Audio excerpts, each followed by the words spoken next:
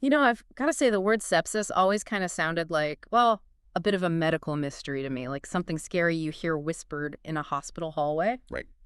But after going through the sepsis manual from the UK Sepsis Trust, for this deep dive, it's clear this is serious stuff. Oh, absolutely. And it's something everyone should understand better. The manual really drives home the point that recognizing sepsis early can make all the difference. Yeah, this isn't just some leaflet, it's dense. Okay. Okay, so let's break it down. The manual defines sepsis as life-threatening organ dysfunction caused by a dysregulated host response to infection, which sounds pretty intense. It is, but they do a good job of making it clear for everyone, not just doctors. What's fascinating is that it's not just about a bad infection. It's about the body's own immune system going into overdrive. Okay, so it's like our own defenses betray us. Exactly. Mm-hmm. Imagine you get a cut. Your body sends white blood cells to fight off germs, Yeah. right? Yeah. The area gets a little red and swollen. Yeah. That's inflammation. Your body's natural defense system doing its job. Right, right, like a little battle going on. Exactly. But with sepsis, this response, it goes haywire. Think of that swelling. Yeah. But instead of just around a cut, it's happening throughout your whole body. Oh, wow. Fluid leaks from your blood vessels, your blood pressure drops, and suddenly your organs aren't getting the oxygen they need. It's like your own immune system attacks you. It's a bit like that, yeah, an overreaction with really dangerous consequences. So, how do you even begin to spot the signs of sepsis early on before it gets that bad? Well, the manual talks about a system called new WS2, which helps medical professionals recognize those red flags. It looks at things like your breathing rate, your heart rate, your temperature. Okay, vital signs. Exactly, and even how alert you are, all these factors. Uh-huh. Each measure gets a score, and you add them up. So, higher score, bigger problem. You got it. A score of 7 or higher on this NWS2, that means it's time for immediate action. No time to waste. So, that new WS2 score, it's like a tool to guide those really tough decisions, especially when every minute counts. Absolutely. And in addition to the NWS2 score, the manual also talks about specific risk factors that might make someone more likely to develop sepsis. Like what? Well, age is a big one. The very young and the elderly are particularly susceptible. People with compromised immune systems, anyone who's had recent surgery. Right, those make sense. Even something as common as an insect bite can be a risk factor if it leads to cellulitis. An insect's bite. Really? Sounds surprising, right? Mm. But it's all about bacteria getting into the bloodstream. That minor bite, it can turn into cellulitis, and if that's left untreated, it can actually lead to sepsis. Wow, I had no idea. So, something that seems minor, like an insect bite, you still got to take it seriously. Absolutely, especially when it comes to potential infections. So all this is a lot to take in. If someone IS suspected of having sepsis, what's the game plan? What does the manual say? They have a very clear action plan. They call it the Sepsis 6. 6 crucial steps that need to be taken rapidly if sepsis is suspected. Okay, so break down those 6 steps for me. First and foremost, get a senior doctor involved immediately. Makes sense. You want someone with experience on this. Exactly. Sepsis can be really complex. Second, make sure the patient's getting oxygen. We know how crucial that is. Right, oxygen is vital, especially when the body's under attack like that. But then blood cultures, got to take those quickly to figure out what kind of infection you're dealing with. Identify the enemy. So that's 3 down. What are the last 3 steps? Number 4 is to start antibiotics, broad spectrum ones. To cover all the bases while you're waiting for those blood test results. You got it.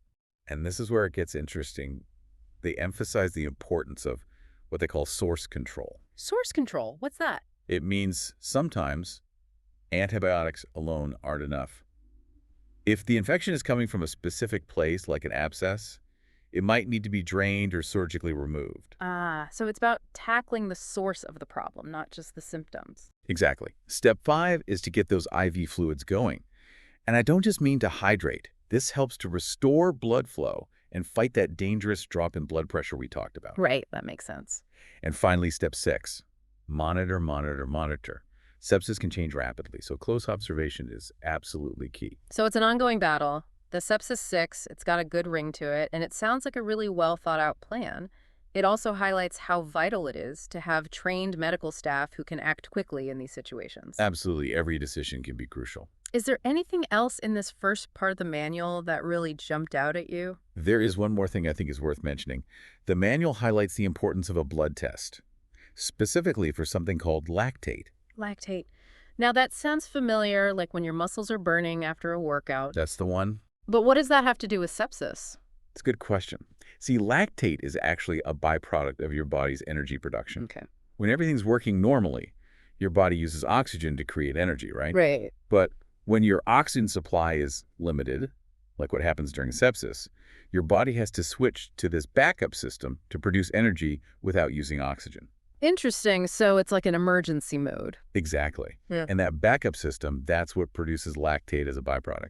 Ah, I see. So in the context of sepsis, a high lactate level isn't about exercise. It's a warning sign. Precisely. Yeah. It's your body waving a red flag saying, we have a serious oxygen problem here. Hmm. And if that lactate level stays high, even after giving IV fluids, that's even more concerning. So it's a sign that things could be moving towards septic shock. Exactly. And that's a much more severe, life-threatening stage of sepsis. Wow. It's amazing how one blood test can tell us so much. It really is a powerful tool in the fight against sepsis. We've covered a lot in this first part of our deep dive defining sepsis, looking at how our own bodies can turn against us during an infection, and even starting to explore how to recognize and manage this complex condition. It's a lot to absorb for sure. It is. And there's more to this story, right? Because the manual also talks about the long-term effects of sepsis, which is something I definitely want to dig into. It's a crucial part of the conversation, and it's often overlooked. It's Mhm. true. People often think of sepsis as, this life or death crisis. Mhm. And while that initial stage is critical, this manual makes it clear. For many survivors, that's not the end of the story. It's about understanding that sepsis can have a lasting impact on your health, even after you've recovered from that initial crisis. Exactly. The manual says around 40% of sepsis survivors experience these long-term effects. And we're not just talking about physical challenges here. The manual actually uses the term, what was it, post-sepsis syndrome, right? That's the one. What kind of symptoms fall under that umbrella? It's wild, really. A whole range of issues, and they can affect almost every part of your life.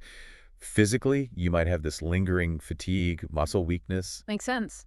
difficulty breathing, even chronic pain. Some people even say their sense of taste and smell is different. Wow. To go through something so severe and then still have to deal with those kinds of things afterward. It really highlights how serious sepsis is, the hidden burden of it. And it's not just physical. The manual also goes into the cognitive and emotional toll sepsis can take. Oh, right. Like, lots of survivors have trouble with their memory, can't concentrate as well, mood swings, that sort of thing. So your brain is affected too. Exactly. Mhm. And because these symptoms can be really debilitating, it can be hard to go back to work or even just do everyday activities. I can see how that would be so difficult. The manual even mentioned PTSD as a possibility after sepsis. Right. You usually think of PTSD with, like, soldiers, traumatic events like that. Yeah. But when you think about what your body goes through with sepsis, your organs failing, fighting for every breath, hooked up to machines. That, yes, traumatic. It is. And for some people, that can lead to PTSD. Absolutely. It makes you wonder, is there enough awareness about these long-term effects, even among, doctors and nurses? You've hit on something really important. The manual stresses how crucial it is to recognize and address post-sepsis syndrome. Not just for the patients themselves, but to make sure they're getting the right support, the right care, even after they leave the hospital. So better follow-up care, rehab programs, support groups. Exactly. Sepsis recovery, it's a marathon, not a sprint. Now, switching gears a bit, we've talked a lot about the consequences of sepsis, but let's circle back to the infections themselves. Okay. What are the usual suspects? What commonly leads to sepsis, according to the manual? That's a really good question. If you know where it's coming from, you can be more vigilant, more aware. Right, and the manual points to pneumonia as a big one. Accounts for a large chunk of sepsis cases. That makes sense. I mean, your lungs are essential for getting oxygen to your body. Exactly. Another culprit is very common, urinary tract infections, UTIs. UTIs. Most of the time, they're easy to treat, but if they spread to the kidneys, It gets serious. it can become very serious very quickly and potentially lead to sepsis. So even something that might seem minor at first, if you don't treat it, it can really snowball. Exactly. The manual also lists cellulitis, which we talked about earlier. Intra-abdominal infections, those can be caused by things like appendicitis. Right. Even infections from central lines, those tubes they use in hospitals for medication. Oh, right, central lines. I wouldn't have thought of those as a source of infection. It's one of those hidden risks. Yeah. The manual really emphasizes how important it is to manage those devices carefully. Cleanliness is key. Absolutely. They should only be used when absolutely necessary. They stress that for every single one of those invasive devices, there has to be a clear plan for taking care of it. And a plan for when it can come out, right? Exactly, as soon as possible. So even in the hospital, minimizing any potential source of infection is so important. Absolutely. Now, once an infection takes hold and that immune response kicks into overdrive, figuring out exactly which pathogen is involved, that becomes crucial. And that's where the manual's deep dive into microbiology comes in. It's like, okay, we know there's a bad guy, but who is it exactly? Right, and it's not just about putting a name to it. It's about understanding how it operates, how quickly it can multiply. Most importantly, which antibiotics it might be resistant to. So it's like gathering intel before you plan your attack. Exactly. The manual talks about how important it is to get those blood cultures done right and quickly. They even recommend taking multiple samples from different places because even small differences in how you do it can affect the results. It's incredible how much those details matter. They really do. And this is where it gets really interesting. They get into all these different ways that labs are identifying these pathogens. Oh, They talk about the traditional methods, like growing bacteria on petri dishes. right. But then there's all this cutting-edge stuff like PCR. PCR, I know that term from somewhere. Wasn't that used for COVID testing? Yes. PCR stands for polymerase chain reaction. It basically lets scientists take a tiny, tiny bit of DNA or RNA and make copies of it, Ah, okay. amplify it so they can study it. So it's like finding a tiny clue and then blowing it up so you can actually see it. Perfect analogy. And then, even more advanced, there's whole genome sequencing. Okay, that one sounds intense. It is. It's like, imagine reading the entire instruction manual for that pathogen. It shows you its strengths, its weaknesses, any potential resistance to antibiotics. That's incredible. It's like high-tech detective work to figure out this microscopic enemy. That's a great way to put it. And with all that information about the pathogen, doctors can then choose the right antibiotic. So it's not just about throwing any antibiotic at the problem, it's about using the right one for the job. Exactly. They have this phrase in the manual, start smart, then focus. It means you start with a broad spectrum antibiotic, something that can hit a wide range of bacteria while you're waiting for those specific culture results to come back. Okay, so start broad, then narrow it down once you have more information. You got it. It's all about maximizing the effectiveness while minimizing the risk of antibiotic resistance, which is a whole other battle. Right, we've heard about that. It's a huge concern, and they talk about it throughout the manual. They advocate for being really responsible with antibiotic use to help preserve the effectiveness of these life-saving drugs. Makes sense. So we've got antibiotics, and then there's also source control, right? Right. Sometimes antibiotics aren't enough on their own. Like if it's an abscess or something that you can physically remove. Exactly. That's where surgery might be necessary. It's about attacking the infection from every angle. And that's where that first step in the Sepsis 6 comes in, right? Getting an experienced doctor involved right away. Exactly. They're the ones who can assess the situation, make those critical decisions about the best course of treatment. It's like having a captain who can steer the ship through the storm. Exactly. This manual, it doesn't shy away from how complex sepsis can be.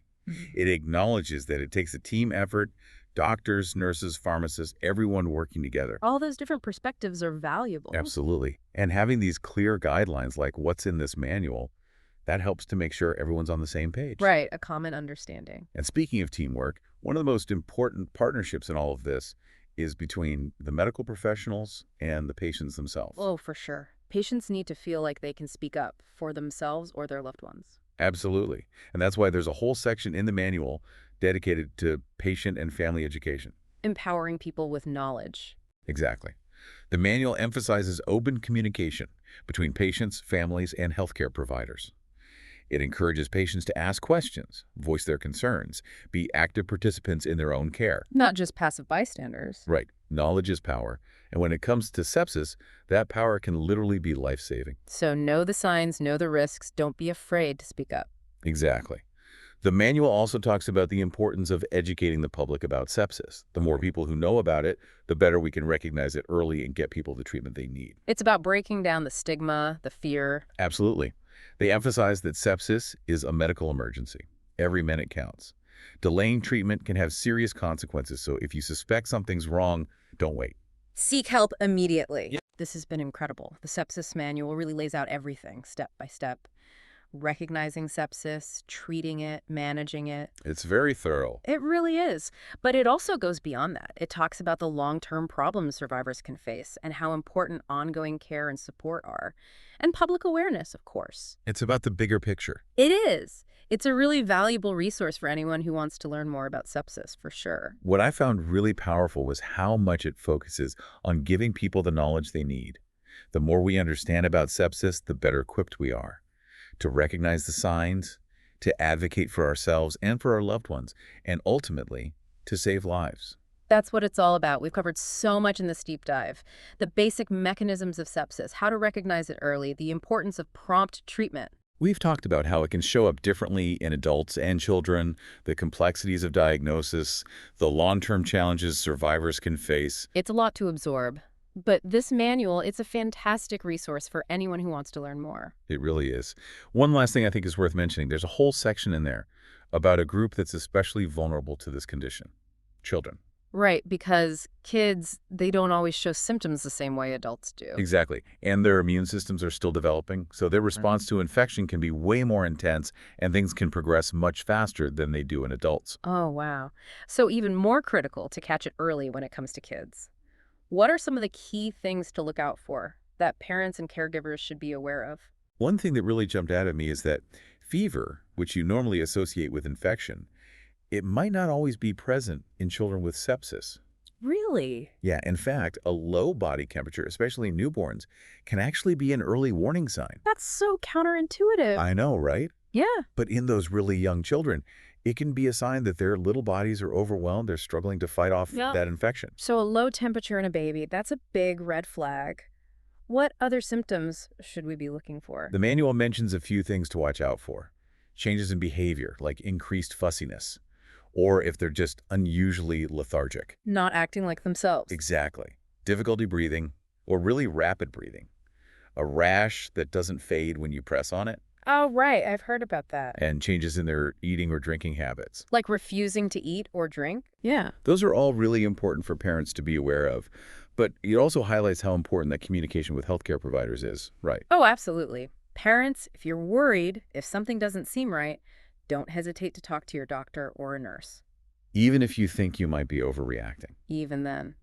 It's always better to be safe than sorry, especially when it comes to your child's health. That parental instinct is powerful, and if something feels off, it's always best to get it checked out. Trust your gut. The manual also mentioned that sepsis can have long-term effects on children, just like it can in adults. It's true. Most kids who survive sepsis, they make a full recovery, thankfully. But some can experience those longer-term complications. Developmental delays, difficulty learning, even emotional and behavioral issues. It's a lot for a young person to deal with. It really emphasizes how important that continued support is, even after they've recovered from that initial illness. It's not just about treating the sepsis, it's about supporting the child long-term. The manual talks about the importance of follow-up appointments, developmental screenings, making sure both the child and their family are getting the support they need. That's a whole family experience. Exactly. And it just goes to show there's still so much more to learn about sepsis. More research is needed to really understand it, treat it effectively, and hopefully prevent it altogether. It's scary stuff. Well, this has been an incredibly informative deep dive into the UK Sepsis Trust's Sepsis Manual. We've gone through so much, from the very basics of what sepsis is, to how to recognize it early, the importance of getting treatment quickly. We've talked about how it can affect people differently at different ages, the challenges of diagnosis and treatment, the long-term impact it can have. A lot to take in. But if there's one key takeaway from this whole deep dive, what would you say it is? For me, it's the power of knowledge. The more we know about sepsis, the better equipped we are to spot the signs, to advocate for ourselves and the people we love, and hopefully to save lives. Knowledge is power. When it comes to sepsis, that's definitely true. So to everyone listening, stay informed, be vigilant, and if you ever suspect something's wrong, don't wait. Get help immediately. Couldn't have said it better myself.